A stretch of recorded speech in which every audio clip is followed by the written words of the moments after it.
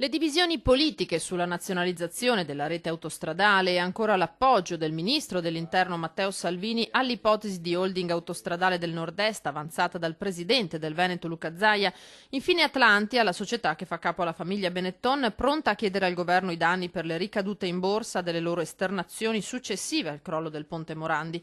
Il disastro di Genova sta producendo conseguenze a non finire. Gian Antonio Darè, segretario della Liga Veneta, prende le distanze da Zaia e si dice favorevole a una statalizzazione. Il governatore sul tema era stato molto prudente. Non mi entusiasma questa partita, dico anche che se qualcuno mai decidesse di farla, con le regole di oggi sarebbe un suicidio, perché il pubblico non può essere efficiente con le regole di oggi.